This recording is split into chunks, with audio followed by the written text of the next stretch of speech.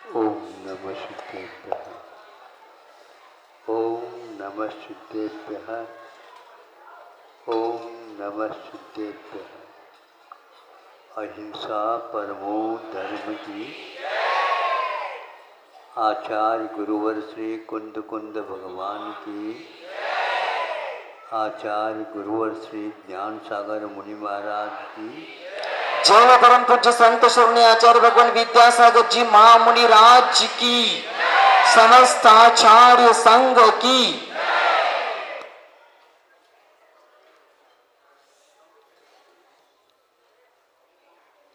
अब आपके सामने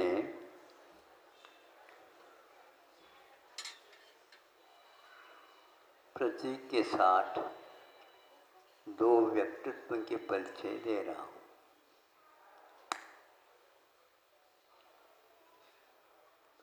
आप सुबह उठते ही अपना सर्वप्रथम दर्पण को हाथ में लेते,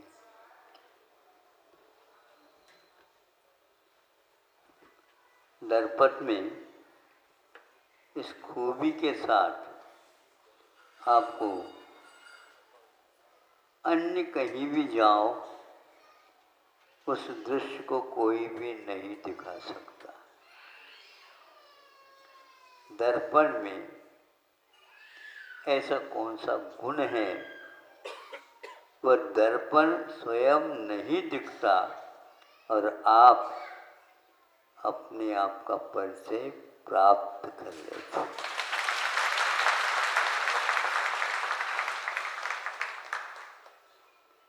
कहीं भी जाओ, किसी भी दुकान में जाओ, मौलिक वस्तु देने के संकल्प भी कर लो, करोड़ों रुपए दे दो, अरबों दे दो, सब कुछ दे दो, लेकिन अपनी छवि, अपना स्वरूप देखने का सौभाग्य कहीं भी नहीं मिलता और दर्पण से हमें उपलब्ध होता है।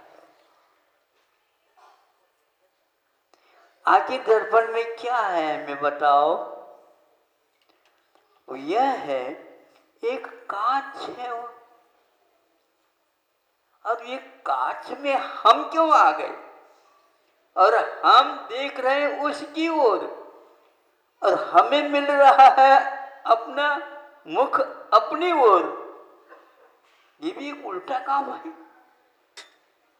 दिखना तो उसमें यूं चाहिए था, यूं न देख करके हम उसकी ओर देख रहे तो वह बदले में आपके लिए पुरस्कार ये दे रहा है, ये ले लो।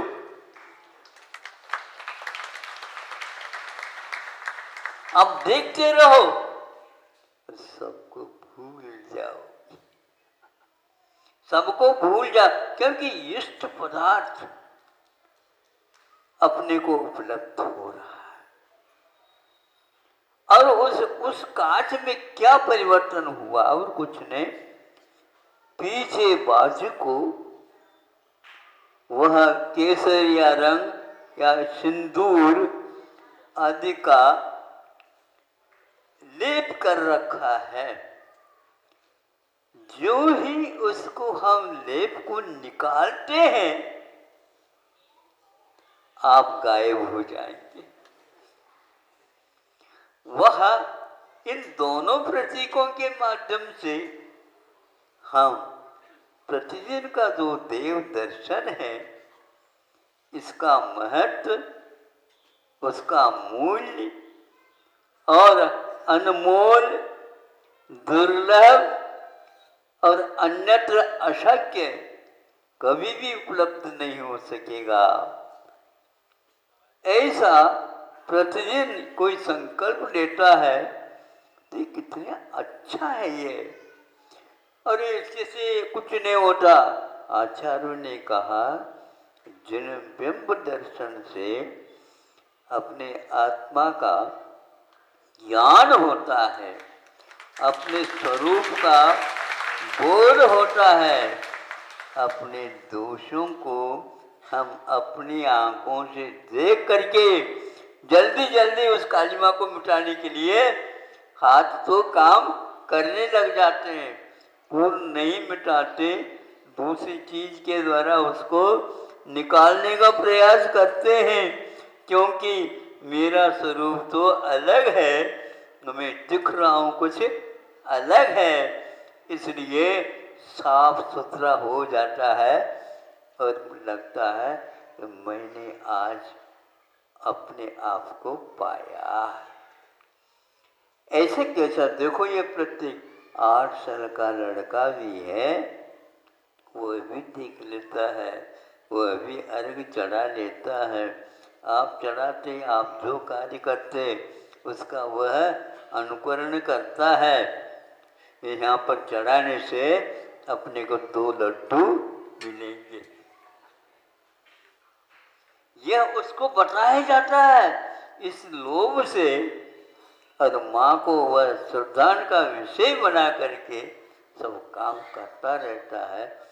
जब अपना स्वरूप का सही बोध हमें अपने आप अपने हाथ में देख लो, कितने भी अच्छे बना करके आप स्वयं को नहीं देख पाओगे, न ही आपके इस हाथ में किसी का प्रतिबिंब आने वाला है, इसलिए न स्व के लिए कार्य न ही पर के लिए कोई उपयोगी होगा।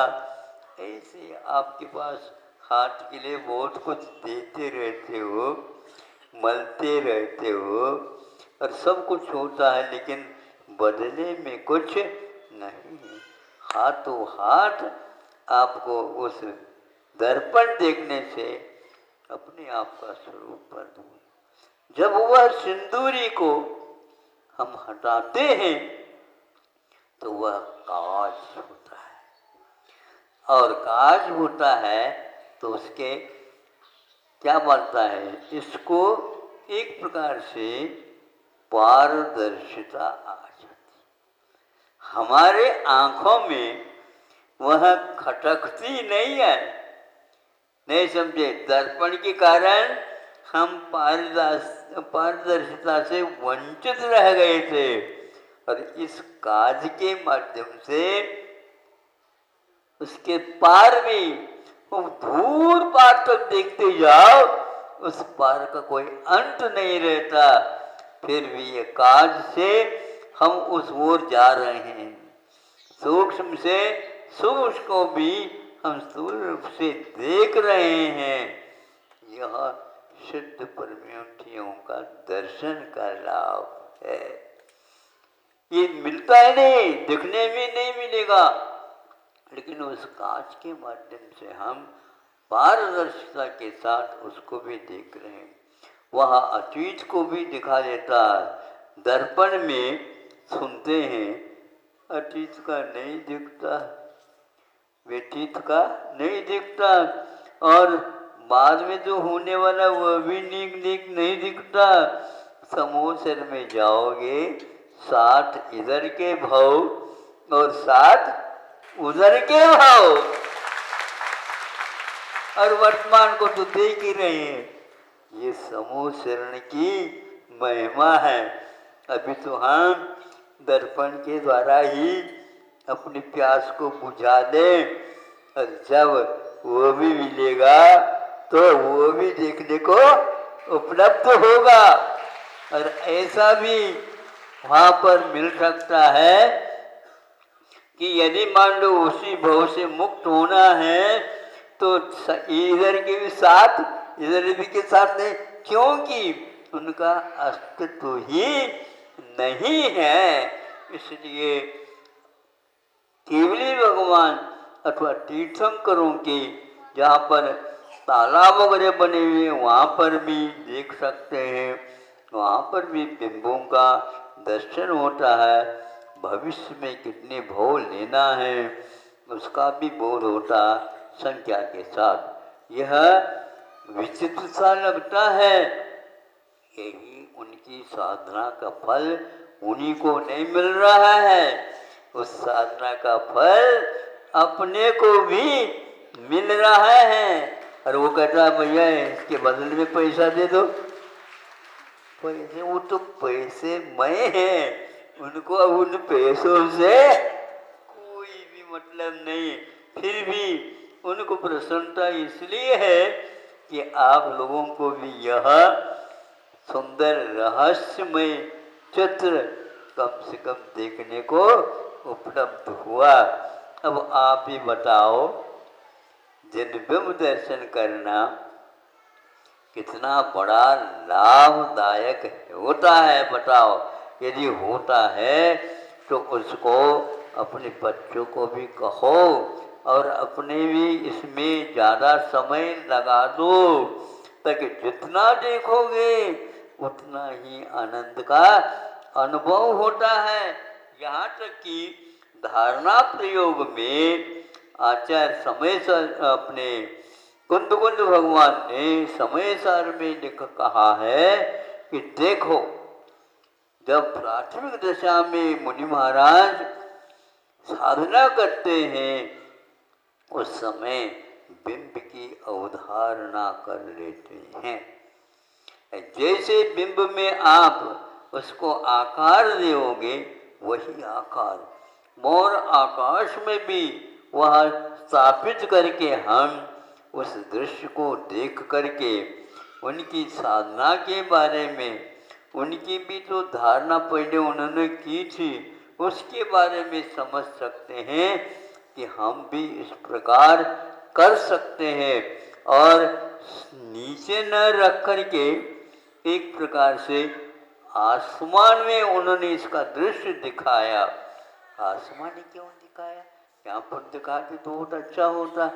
नहीं, आसमान में तो कोई दूसरा और दृश्य नहीं दिखेगा। केवल आसमान तो देखने योग्य है ही नहीं, उसको क्या एकमात्र वही बिंब दिखता है। उसके माध्यम से वह रूपस्थ आदि ध्यान करने की यह परंपरा आज के नहीं, पहले चतुर्थ काल में भी होती थी।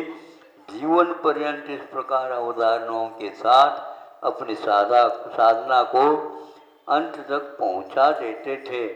प्रत्येक कार्य हम या तो उनको मनोरंजन के लिए ले लो, या शरीर के संवर्धन के लिए ले लो, या शरीर के संस्कार के लिए ले लो, होगा।